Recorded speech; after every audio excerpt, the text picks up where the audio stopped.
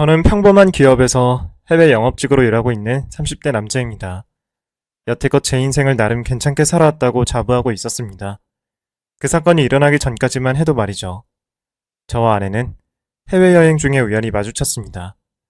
대학을 졸업하고 취업 활동을 하던 중 이때가 아니면 언제 여행을 해보겠냐는 생각에 무작정 배낭 하나 메고 해외 이곳저곳을 돌아다닐 때였습니다.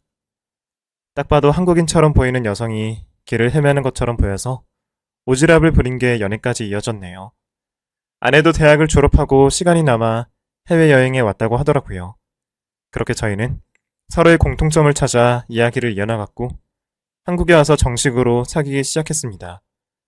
그리고 제가 취업을 하고 자리가 잡힌 후 결혼을 하게 되었습니다. 아내를 만난 게 인생에서 가장 잘한 일이라고 생각한 적이 있었습니다. 진짜 완벽한 사람이었거든요. 주변에서도 너는 다른 복은 몰라도 확실히 아내 복은 있는 것 같다며 부러워한 적도 많았습니다. 요리도 정말 잘하고 살림도 척척 잘해내고 무엇보다 저를 정말 잘 이해해주는 사람이었거든요. 생각해보면 아내가 단 한 번도 저에게 잔소리를 한 적이 없네요. 저도 가정이라는 울타리가 생기니까 제 인생도 좀 더 안정적이게 되더라고요. 아내가 살림에 능숙했던 이유는 일찍 부모님을 떠나보냈기 때문이라고 했습니다. 고등학생 때부터 친언니와 단둘이 번갈아가며 살림을 하고 알아서 밥도 해먹고 지냈다고 하더라고요. 결혼할 때 저는 아내에게 당신의 든든한 버팀목이 되겠노라고 약속했습니다. 그 약속을 평생 지킬 자신이 있었죠. 부모님 없이 살아온 세월 동안 얼마나 외롭고 힘들었을까 싶어서 제가 더 잘하려고 노력했습니다. 아내는 친언니, 저에게는 처형이죠. 그분과 정말 돈독하더라고요. 시간이 날 때마다 만났고 부부 동반 모임도 자주 했습니다. 처음 부부 동반 모임을 할 땐 솔직히 당황스러웠던 적이 몇 번 있었습니다. 아내가 형부와 너무 막역해 보였던 겁니다. 호칭도 오빠라고 부르더라고요. 옆자리에 앉아 서로 장난치는 모습이 뭔가 선을 넘는 기분이 들었습니다. 그래서 그날 집에 돌아와 아내에게 물어본 적이 있습니다. 당신 형님이랑 꽤 친해 보이더라. 친해. 대학 선배거든. 대학 선배였다고? 그럼 처형한테 당신이 소개시켜준 거야? 응, 내가 둘이 중매서 줬지. 그래서 둘 다 내가 아끼는 사람들이야. 그래도 형부한테 오빠라고 부르는 것 좀 아니지 않아? 원래 오빠라고 불렀는데 갑자기 호칭 바꾸기가 좀 어색해서 그래. 내가 좀 보수적인가 싶긴 한데 솔직히 놀랐어. 그래? 그럼 내가 조심할게. 여보가 불편하다고 하면 당장 고쳐야지. 그렇다고 너무 갑자기 거리 두지 말고. 나는 그냥 전후 사정을 몰랐기 때문에 당황스러웠을 뿐이야. 우리 셋이 너무 친하니까 여보가 조금 놀랐을 것 같아. 근데 이제 내 유일한 가족은 여보밖에 없어. 불편하면 부부동반 모임은 줄여나가자. 아니야, 불편하지 않아. 나는 처형 부부 재밌고 좋아. 당신한테는 처형이 정말 각별하잖아. 만나고 싶을 때 마음껏 만나면 좋지. 부서 특성상 저는 해외 출장이 많았습니다. 특히 명절 연휴를 포함해서 2주씩 다녀오는 경우가 종종 있었기 때문에 본의 아니게 아내와 명절 연휴를 보내지 못한 것에 대한 미안함이 많았습니다. 그럴 때마다 아내는 처형네 집에 가서 시간 보내다 올 테니 걱정 말라며 저를 안심시켰죠. 그래서 저에게는 처형과 형님이 참 고마운 분들이었습니다. 혼자 외롭게 있느니 그분들과 시간 보내는 게 훨씬 좋잖아요. 저희 넷은 여름 휴가를 일부러 맞춰서 여행도 같이 가고 겨울이면 펜션을 잡아 스키장도 가곤 했습니다. 그런 과정에서 저는 처형과 형님과 꽤 친해졌죠. 여행을 가면 다 같이 술을 마시다가 아내와 처형이 순서대로 골아떨어지고 저와 형님이 단둘이 술을 마시는 경우가 종종 있었습니다. 그때 급격히 친해졌습니다. 형님은 굉장히 밝은 성격이라 저에게 정말 친밀하게 대해주셨습니다. 동서는 선이 어디가 그렇게 좋았어? 밝은 모습이 좋았습니다. 선이가 워낙 웃는 모습이 예쁘잖아요. 그렇지. 밝긴 하지, 선이가. 그런데 형님은 선이 대학 선배라고 들었는데 어떻게 친해지셨습니까? 같은 과에다가 같은 동아리였으니 자연스레 친해질 수밖에 없었지. 내가 걔 전남친들 줄줄이 깨고 있어. 차였을 때도 술도 사주고 밥도 사주고 그랬지. 그래서 선이가 나한테 잘하는 거야. 둘이 돈독하긴 하겠네요. 그런데 이렇게 가족이 될 줄 누가 알았겠어? 그때는 그냥 대학 후배였는데 말이야. 아, 그러게요. 아마도 그렇게 될 인연이 아니었을까요? 그러게 말이야. 참 인연이라는 게 신기해. 동서랑 나랑 이렇게 만난 것도 인연인데. 한잔 하자고. 알면 알수록 호탕하고 시원시원한 분이시더라고요. 그분은 저희 집안의 대장 느낌으로 무슨 일이 있을 때마다 가장 앞장서서 일을 해결했고 여행 계획을 세울 때도 리더같이 저희를 이끌어 주셨습니다. 대학생 때 과대표를 했다고 하더니 그럴 만한 이유가 있더라고요. 그래서 저도 시간이 흐를수록 형님에게 많이 의지하게 되었습니다. 아내와 싸우게 되면 같은 남자로서 형님에게 상담을 하기도 했죠. 선의 마음을 알다가도 모르겠습니다. 어쩔 땐 이랬다가 어쩔 땐 저랬다가 가끔은 너무 헷갈립니다. 그럴 땐 그냥 직진해버려. 선물 하나 사들고 집에 들어가서 무조건 잘못했다고 빌면 선의도 금방 풀릴 거야. 선의가 당분간 말 걸지 말라고 하던데요. 아이, 그걸 믿어? 그 말인즉슨 당장 나한테 다가와서 사과하라는 뜻이야. 언어의 숨은 뜻을 파악해야지. 형님의 조언은 제대로 맞아들어갔습니다. 아내의 성향을 너무 잘 파악하고 있는 형님의 모습을 보면서 솔직히 약간의 질투를 느낀 적도 많았습니다.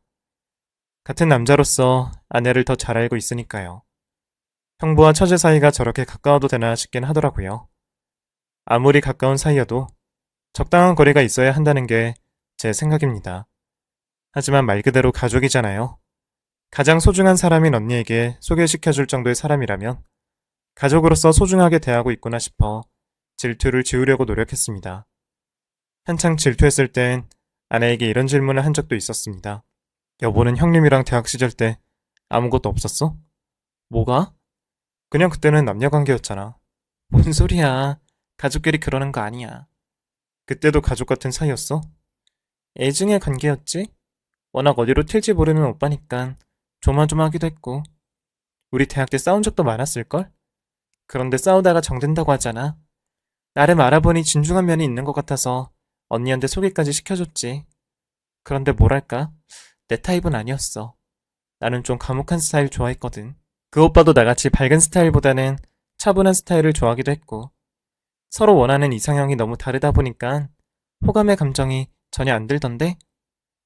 하긴 처형이 차분한 스타일이기도 했지.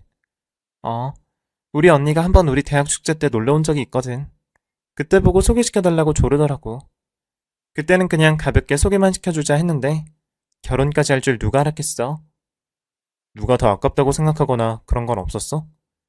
둘 다 이제 나한테 소중하니까. 그러니까 여보도 이제 신경 좀 덜 쓰면 안 될까? 대학 시절에 그 오빠랑 사귀거나 호감이 있었다면 지금 이렇게 못 지내지. 서로 아무 감정이 없으니까 편하게 지낼 수 있는 거야. 그 말도 맞는 것 같네. 여태껏 내가 너무 예민하게 굴었어. 그래, 가끔 보면 여보가 참 섬세하긴 해. 어쩔 땐 나보다 더 섬세하다니까? 처음엔 나보다 더 가까운 것 같아서 질투가 난 건 사실이지만 이제는 나도 다 이해해. 처형이랑 형님은 이제 나한테도 소중한 사람들이기도 하고. 그래서 여보한테 정말 고마워. 항상 나를 이해해주려고 노력하잖아. 우리 가족한테 빠르게 적응도 해주고. 내가 남편을 정말 잘 만났어. 내가 너무 아내를 믿지 못했던 거구나 생각하니 너무 부끄러웠습니다. 그때부터 아내를 완전히 신뢰했습니다. 아무리 요즘 이상한 불륜관계가 많다고는 하지만 그건 극히 일부의 얘기라고 믿었으니까요. 신혼생활이 적응될 무렵 이제는 아내와 저 사이에 아이를 낳으면 좋겠다 싶어서 계획을 세웠고 임신 준비를 시작했습니다. 하지만 축복은 쉽게 찾아오지 않았습니다.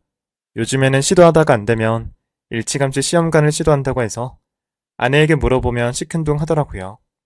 시험관을 벌써 하기에는 너무 이르지 않아? 선택지 중에 하나로 생각하자는 거지. 당신도 아이 가지고 싶다며. 가지고 싶긴 한데 지금 당장 적극적으로 시험관을 하고 싶진 않아. 그래, 그럼 천천히 생각하자. 이건 부부의 일이니까 충분히 고민해보자고. 그때는 알지 못했죠. 아내가 저 몰래 경구 피임약을 먹고 있었다는 사실을요. 나중에 서류를 찾느라 화장대 서랍을 보다가 우연히 그걸 발견했고 아내에게 바로 물어봤습니다. 이거 피임약이지? 설마 이걸 먹고 있었던 거야? 주기가 불규칙해서 먹고 있었던 것 뿐이야. 이걸 먹으면 임신이 안 되는 거 아니야? 여보, 우리 꼭 임신을 해야 할까? 1년 전까지만 해도 먼저 임신 계획 세우자고 할 땐 언제고. 다시 생각해보니까 좀 무섭더라고. 당신도 알잖아. 나 몸 약한 거. 솔직히 내 몸을 희생시켜서까지 아기를 낳아야 할까 생각하면 거부감이 드는 게 사실이야. 그런 생각이 들면 나랑 상의를 했어야 하는 거 아니야?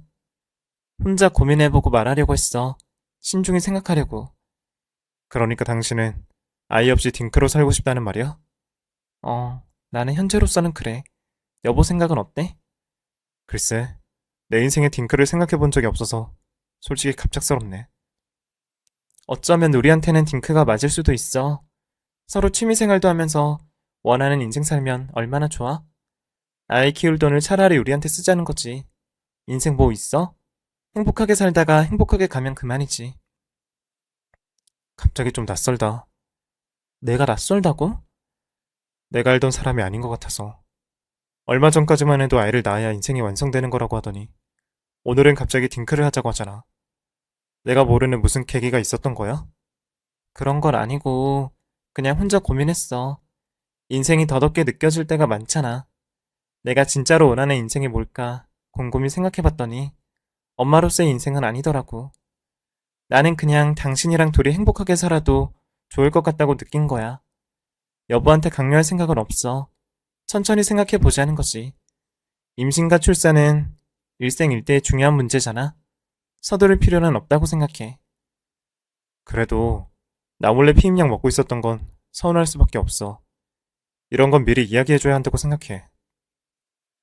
그건 나도 미안해. 앞으로는 미리미리 말할게. 인생의 큼지막한 계획이 종이장 뒤집듯이 휙 바뀌더라고요. 답답할 노릇이었습니다. 저는 솔직히 아이를 너무 갖고 싶었거든요. 결혼을 할 때만 하더라도 둘 낳아서 잘 키우자고 약속까지 했습니다. 저는 이미 그렇게 생각을 하고 인생의 계획을 전부 세워놨는데 그 계획들이 물거품 되고 말았습니다. 그래도 그때까지는 가볍게 생각했던 것 같아요. 종이장 뒤집듯이 바뀌는 마음인데 언젠가 또 아이를 낳아야겠다고 마음이 바뀔 때가 오겠지 싶었거든요. 부부 공동의 일인 만큼 아내에게 강요를 하거나 설득을 하고 싶지는 않았습니다. 그때까지만 해도 평생 함께할 사람이라고 생각했으니까요. 그러던 어느 날이었습니다.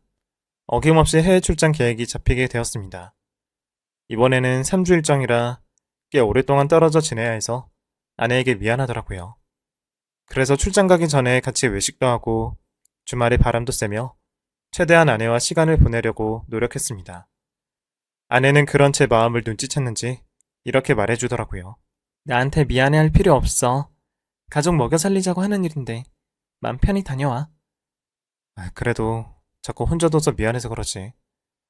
나는 어차피 혼자 잘 있잖아. 이번에도 처형네 가서 지낼 거야? 아마도? 근데 모르겠네. 언니한테 일정이 있다고 했던 것 같아서 이번에는 혼자 지낼 수도 있어. 무슨 일 있으면 언제든지 연락해. 자기 전에도 매일 영상통화하자. 바쁠 텐데 그럴 필요 없어. 안 그래도 시차 적응하느라 힘들 텐데. 연락해야겠다는 부담은 내려놓고 일에만 집중하고 와. 나는 진짜 괜찮으니까. 역시 당신밖에 없다. 남편 상황까지 이해해주는 여자는 당신밖에 없을 거야. 그렇게 저는 아내에게 고마운 마음을 품은 채 비행기에 올랐습니다. 고맙게도 아내는 공항까지 저를 데려다 주었습니다. 그때는 알지 못했습니다. 제 앞에 재앙이 다가오고 있다는 것을요.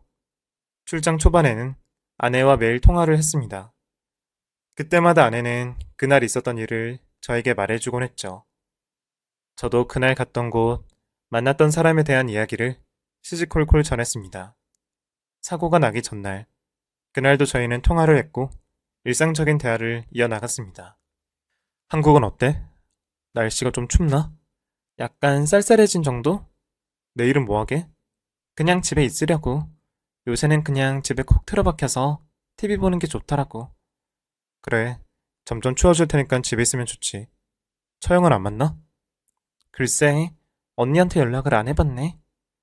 요즘 통 처형을 안 만나는 것 같네. 서로 사는 게 바쁘니까. 갈 때 면세점에서 선물 사갈게. 처형 것도 사갈 테니까 혹시 필요한 거 있나 물어봐. 알겠어. 몸 조심하고.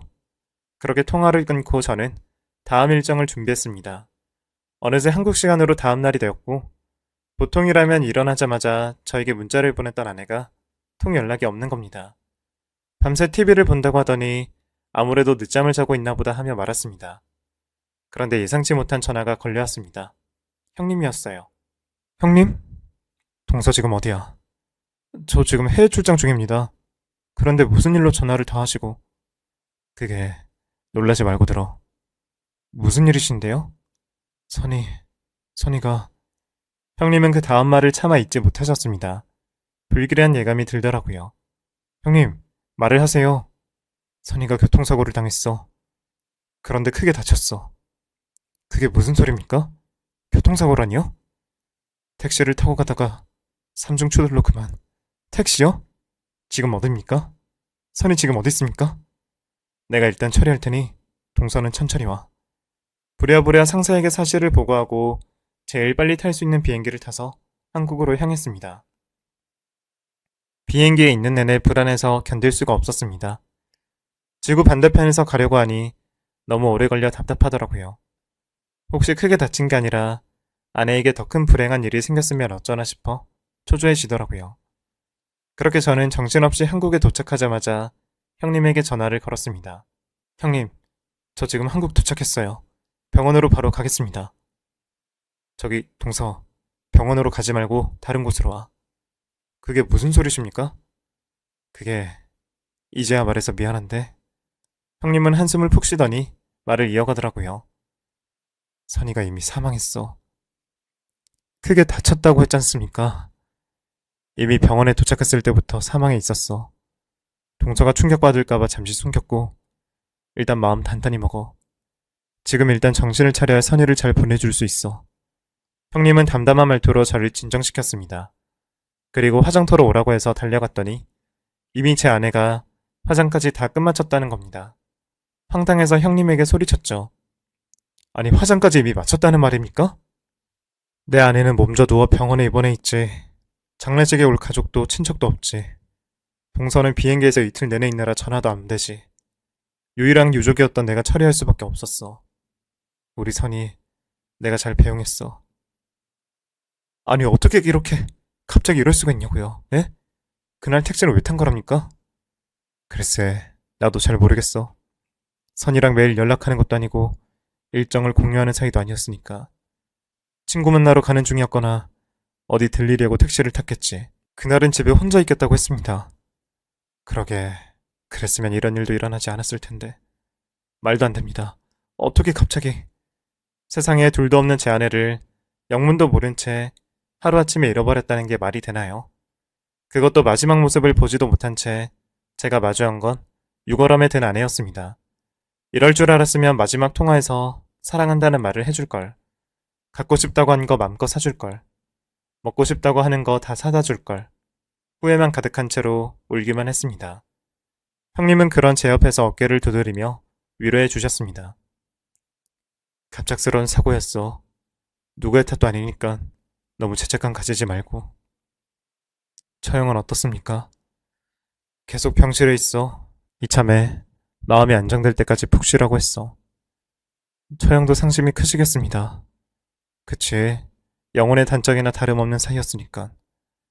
제가 안 가봐도 되겠습니까? 혼자 있고 싶다고 나도 못 오게 하는데 뭘. 동서는 마음이나 잘 추스려.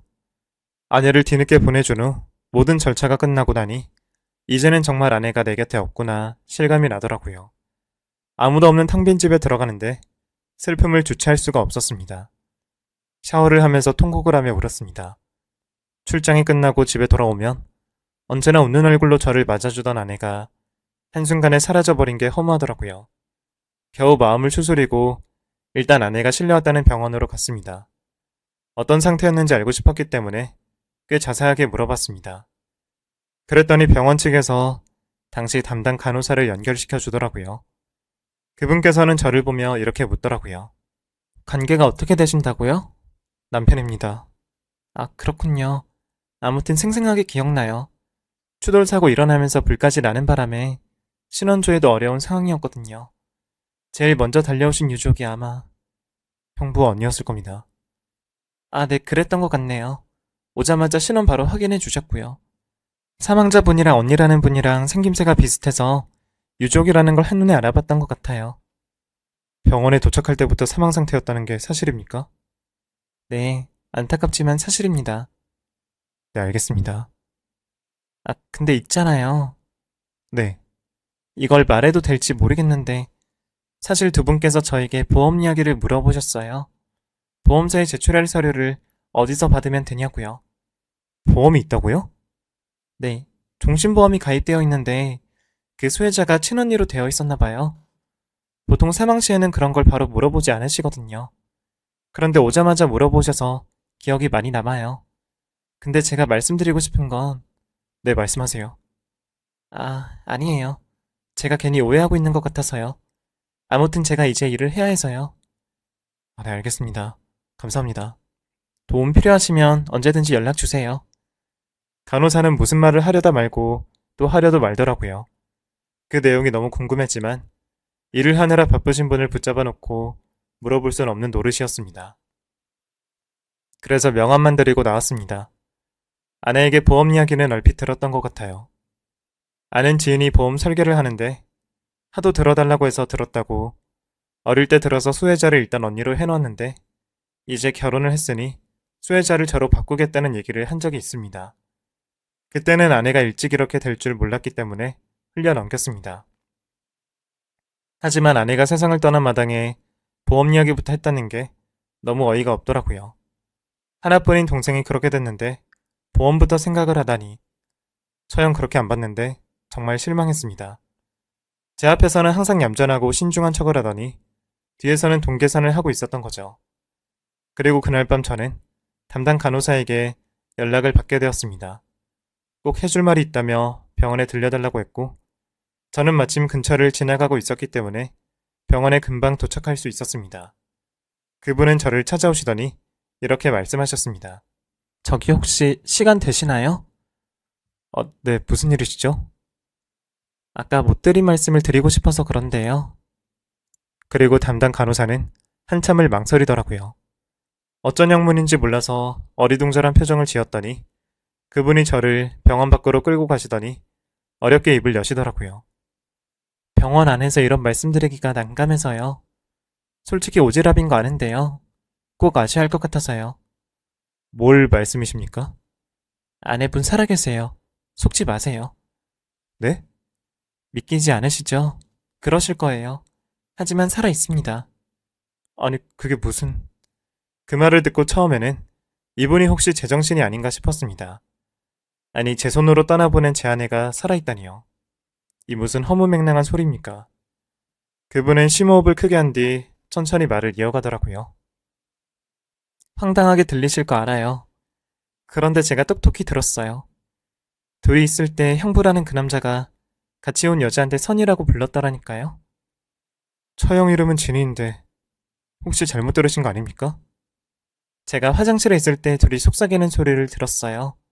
그러니까 돌아가신 그분이 진이라는 분이고 살아계시는 분이 선이라는 말이에요. 그런데 신원을 바꿔치기 한 거죠. 선이라는 분을 사망자로 해버리고 진짜 선이라는 분은 진이의 신원으로 살기로 한 것이죠. 그게 확실합니까? 분명 들었어요. 언니의 신분으로 살아도 되는 거냐고 걱정하니까 남자분이 알아서 하겠다고 안심시켰어요. 둘이 작당 모의를 하는 소리를 들었다니까요. 둘이 사이가 심상치 않아 보였어요. 조심스러운 말씀이지만 각별했다고 해야 할까요? 그러니까 간호사님의 말은 제 아내가 저를 속이고 언니 신분으로 살고 있다는 겁니까? 네, 그러니까 한번 알아보세요. 어쩌면 큰 사건일 수도 있잖아요. 보험금이 목적일 수도 있고요. 아무튼 돌아가신 분의 원한은 풀어드려야 하잖아요. 아무리 생각해도 이건 아닌 것 같아서 말씀드리는 거예요. 혼자만 조용히 알아보세요. 아셨죠? 그 말을 듣고 한동안 멍해졌습니다. 사실 믿기지 않았습니다. 하지만 단호한 간호사의 표정에 저도 마음이 흔들리더라고요. 생각해보면 사고 이후로 처형의 얼굴을 단 한 번도 보지 못했습니다. 오직 형님과 마주치기만 했죠. 그리고 사고 이후로 자연스레 처형과 형님과 연락이 끊기게 되더라고요. 이대로 간다면 우리의 연은 여기서 끝날 게 뻔했습니다. 하지만 대체 왜? 왜 그런 짓을 벌였을까 하는 의문이 생기더라고요. 미리 들었던 보험금 때문에? 하지만 그게 이유라면 고작 그 돈 때문에 다른 신분으로 살 필요가 있을까요? 여태껏 신뢰를 쌓은 남편을 버린 채 말입니다. 제 머릿속은 혼란 그 자체였습니다. 일단 진실을 알아야겠다는 생각이 제일 먼저 들더군요. 형님에게 전화를 걸어보았습니다. 바로 받으시더라고요. 동서. 마음은 잘 추스리고 있어? 네, 덕분입니다. 저 대신 많은 걸 해주셨더라고요. 감사합니다. 당연한 걸 가지고 뭘. 언제 밥 한 끼 먹자고. 혹시 오늘 괜찮으십니까? 오늘? 네, 차영이랑 같이요. 선이 그렇게 되고 나서 차영을 단 한 번도 못 봤잖아요. 이참에 다 같이 보고 싶어서요. 그게 우리가 약속이 있어. 미안하지만 식사는 다음에 할 것 같은데. 그럼 언제 시간 되십니까? 그건 우리가 날짜 정해서 차차 알려주도록 할게. 사실 선이 그렇게 되고 우리도 마음고생 많이 해가지고 정신이 없어. 네, 그러시겠네요. 하지만 뭐 동서만 하겠어? 동서도 이런 말 위로가 될지는 모르겠지만 산 사람은 살아야지. 얼른 마음 추스리고 새 출발해. 우리가 해줄 말은 이것밖에 없어서 미안하고. 형님은 제가 만나자고 할 때마다 이리저리 피하시더라고요. 평소에는 연락만 하면 언제 만나냐고 먼저 물어보던 사람이었습니다. 갑자기 사람이 이렇게 변한 걸 보니 분명 뭔가 있긴 있구나 싶었습니다. 그래서 집으로 직접 찾아간 적도 있습니다. 그런데 초인종을 누르고 아무리 문을 두드려도 문을 열어주지는 않는 겁니다. 쥐죽은 듯이 조용히 있는데 저는 알고 있었습니다. 그 안에 있는 강아지는 사람이 있을 때만 짖는다는 것을요.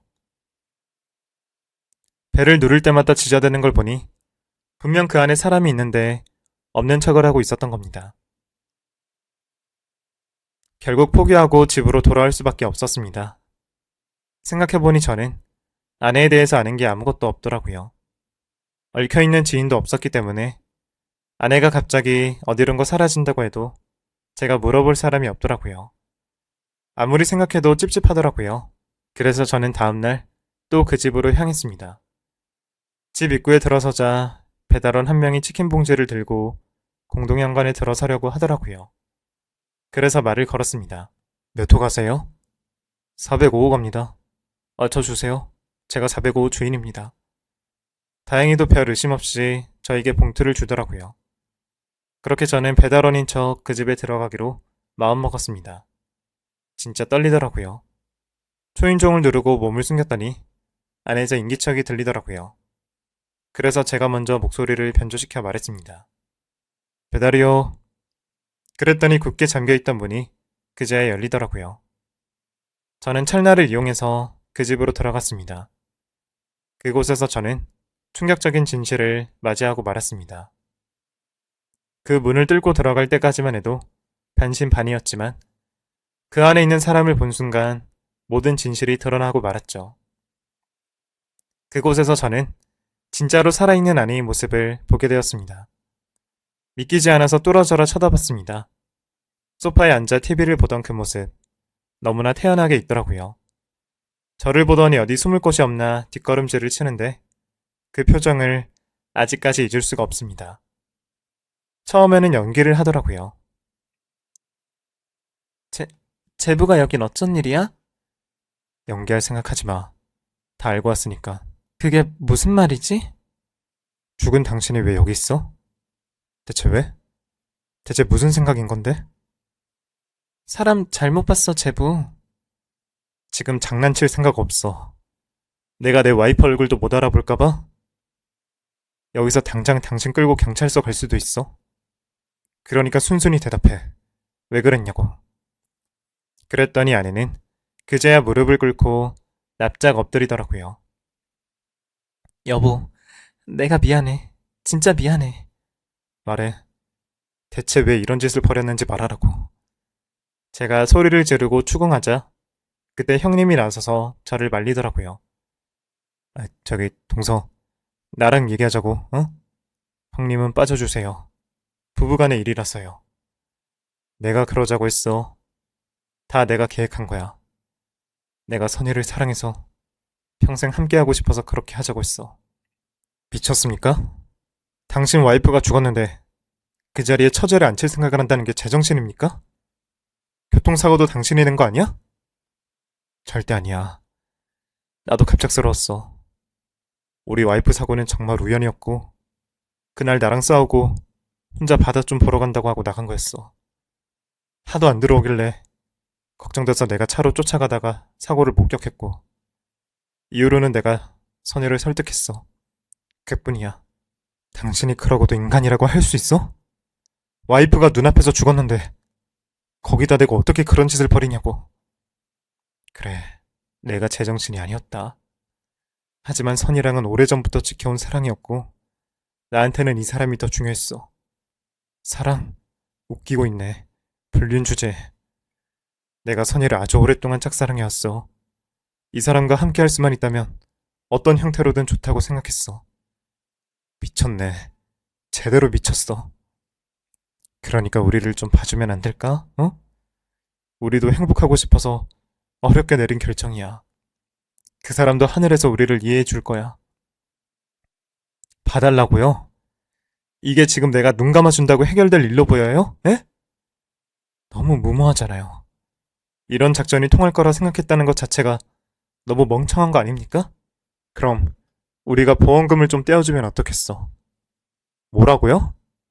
보험금 수령은 선이가 진이인 척 연기를 하면서 받아낼 거야. 내가 다 알아봤어. 서류만 완벽하면 아무런 문제가 될 게 없어. 우리 모두 한 배를 타는 거지. 그리고 이 비밀은 무덤 끝까지 가져가자고. 동서도 잘 생각해봐. 사랑도 없는 결혼 겨우 이어나가봤자 허무하기만 하지. 차라리 우리가 나눠주는 돈 받고 새 사람 찾아. 사별로 인한 이혼이니까 얼마나 깔끔하고 좋아. 어? 그러니까 둘은 불륜 관계였고 이 사람 앞으로 사망보험금이 있었고 수혜자가 처형이었다는 거죠. 만약 사망자 신분을 이 사람으로 바꾼다면 언니 신분으로 보험금을 가지고 형부와 행복하게 살 수 있고 지겨운 결혼 생활을 자연스럽게 청산할 수도 있었겠네요. 무모하지만 그럴싸한 발상이었네요. 이런 걸 두고 마당 쓸고 동전 줍는다고 하죠. 하지만 그거 아십니까? 저는 이 사실들을 전부 알게 된 이상 가만히 있지 않을 겁니다. 이혼 해드릴게요. 하지만 쉽게는 못 해드립니다. 상간남 소송, 이혼 소송, 보험 사기 소송 할 수 있는 건 제가 다 할 겁니다. 죄를 지었으면 벌을 받아야죠. 아, 저기 동서, 이런다고 달라지는 건 아무것도 없어. 어? 기어코 동서 손에 더러운 걸 묻혀야겠어? 한 번만 눈을 감아주면 모두가 깔끔하게 끝난다니까? 사람 마음을 가지고 장난쳤으면 이 정도는 각오하셨어야죠. 그리고 억울하게 신분이 바뀐 채 저 세상으로 간 처형은 대체 무슨 죄입니까? 당신들 그러다가 천벌받아. 받더라도 우리가 받아. 이 자식이 진짜 보자보자니까? 결국 저는 형님과 옥신각신하며 육탄전을 벌였고 서로 주먹을 휘날리며 뒹굴었습니다. 그제야 아내가 저를 끌고 집 밖으로 나가더라고요. 그리고 제 손을 잡고 갑자기 눈물을 흘리기 시작했습니다. 여보, 너무 놀랐지? 하지만 나 당신이랑 진짜 갈라서고 싶었어. 결혼하자마자 우리가 서로 맞지 않다는 걸 느꼈어. 솔직히 대화할 틈도 없이 여보가 너무 바빴잖아. 그럴 때마다 내가 너무 외로웠고 유일하게 나를 위로해준 사람이 그 사람이야. 나도 이러고 싶진 않았는데 사람 마음이란 게 맘대로 되는 게 아니잖아. 나도 이런 내가 싫고 부끄러워. 여보한테는 그냥 나는 죽은 사람으로 기억되는 게 더 나을 거라 생각했어. 당신 말대로 무모한 선택이었다는 거 너무 잘 아는데 나는 어차피 신분이 어떻든 상관이 없어. 지금 내 옆에 있는 사람이 더 중요했지. 그래서 피임을 했던 거야. 애 가지지 않으려고 필사적으로 노력을 했던 게 저 사람 때문이라고. 말하려고 했어. 이미 사랑하는 사람이 생겼다고 솔직하게 털어놓고 싶었는데 타이밍을 놓쳤을 뿐이야. 출장 갔다 돌아오면 꼭 말하고 싶었는데 일이 이렇게 됐던 거고. 어쨌든 내 마음은 변하지 않아. 그러니까 여보가 좀 봐주면 안 될까? 일이 이렇게 된 건 너무 미안해. 나도 할 말이 없어. 언젠간 벌 받을 거야. 하지만 지금은 아니야. 진심으로 행복하고 싶어서 그래.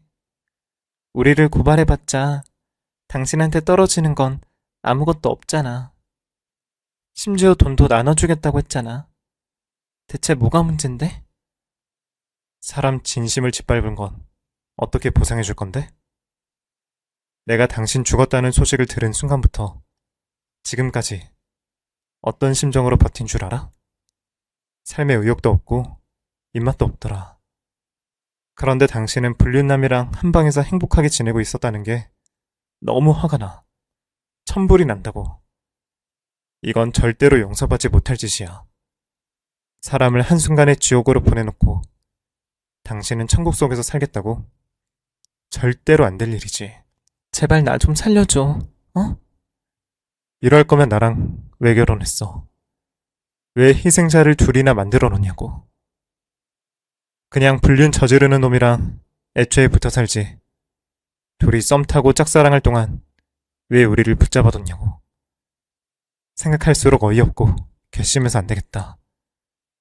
용서해줄 때까지 무릎 꿇고 빌게. 화가 풀릴 때까지 소리를 질러도 좋고 나를 때려도 좋아. 다 해도 돼. 두 사람은 저를 붙잡고 한 번만 봐달라고 싹싹 빌더라고요. 뿌리치니까 양쪽으로 발목을 붙잡고 안아줘서 도망치느라 아주 혼이 났네요. 결국 저는 만신창이가 되어 집으로 돌아왔습니다. 제가 직접 본 광경이지만 믿기지가 않았습니다. 차라리 꿈이었으면 좋겠다 싶었습니다. 그 정도로 끔찍하고 경악스러웠습니다. 이게 말이 되는 일인가 싶은 겁니다. 더 열받는 건 신분까지 속일 정도로 그 사람을 사랑한다는 것이었습니다. 뭐에 씌인 것 마냥 사람이 미쳐 있는데 제가 알던 사람이 아닌 것 같았습니다. 미쳐도 단단히 미쳐 보였죠. 며칠 내내 술로 인생을 낭비했습니다. 맨정신인 게 너무 괴롭고 힘들어서 눈만 뜨면 술을 찾았던 것 같네요. 그러다가 겨우 정신을 차린 저는 이 사태를 어떻게 해결해야 좋을까 하나씩 계획을 세웠습니다. 이젠 저에게 남은 미련이 하나도 없었어요. 그저 이 악몽 같은 상황을 얼른 끝내고 싶은 마음뿐이었습니다. 제일 먼저 변호사와 상담을 시작했습니다. 저와 같은 케이스는 처음이라며 그쪽에서도 놀라더라고요. 결국 여차저차 상간남 소송과 이혼 소송을 진행했네요. 그런 과정에서 자연스럽게 둘의 사기 행각이 드러났고 도피 중이라는 소식을 듣게 되었습니다. 위자료도 끝까지 미루고 미루다가 겨우겨우 받았습니다. 그 몇 푼으로 그 사람과 저의 인연을 완전히 끝내버렸네요. 한때는 평생을 약속할 만큼 사랑했던 사람이었고 이런 사람이 또 있을까 싶을 정도로 감사해하며 살았는데 이제는 남보다 못한 존재가 되어버리고 말았습니다. 그때 받았던 상처는 아마도 죽을 때까지 치유되지 못할 것 같습니다. 그리고 이걸 뛰어넘는 충격적인 사건이 또 일어나지는 않을 것 같네요. 그때 그 담당 간호사 분께는 제가 따로 찾아가 감사하다고 인사를 드렸습니다. 저에게 불행을 안겨줄 만큼 충격적인 사실을 알려주셨지만 만약 그때 그 사실을 알지 못했더라면 아마 나중에 더 큰 불행이 되어 저를 찾아올 게 뻔했을 겁니다. 그 일을 겪은 지 벌써 5년이라는 세월이 흘렀습니다. 이후의 소식이 궁금하십니까? 정말 허무하게도 둘은 결별하고 말았습니다. 그 사이에 많은 사건 사고가 터졌고 서로에게 균열이 생긴 모양이더라고요. 어떻게 알았냐고요? 다시 잘해보자고 전 부인에게 연락이 왔었거든요. 이제야 저의 소중함을 알게 되었다나 뭐라나.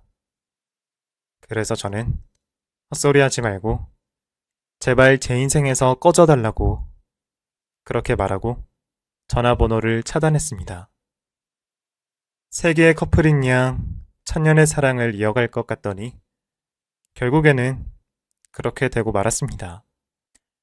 세상에는 영원한 건 없다고 하죠. 둘의 견고했던 사랑도 결국에는 힘없이 무너지게 되더라고요. 그리고 신기했던 게 전 부인에 대한 마음도 차갑게 식어버리더라고요. 불륜을 알게 된 그 순간에는 피가 끓는 심경이었는데 이제는 차갑게 식어버려 아무런 감정이 들지 않는 느낌이랄까요? 결국에는 저도 사람인지라 마음이 변하나 봅니다. 10년 정도 지나면 제 마음이 어떨지 궁금해지네요. 시간이 약이라는 말 하나만 믿고 버텼더니 이렇게 사연까지 쓸 수 있는 날이 오는 것 같습니다. 힘든 일을 겪으신 분들은 저를 보면서 힘내시길 바랍니다. 저도 이렇게 살아가잖아요. 폭풍우 같은 일을 겪었어도 그냥 버티다 보니 좋은 날도 오더라고요. 사실 요즘 안 힘든 사람이 어디 있겠습니까? 인생은 정말 고단함의 연속이잖아요. 부디 여러분 모두들 힘내시고 앞으로도 잘 버티시길 바랍니다. 사연 읽어주셔서 진심으로 감사드립니다. 모두들 건강하시고 모두 안녕히 계세요. 감사합니다.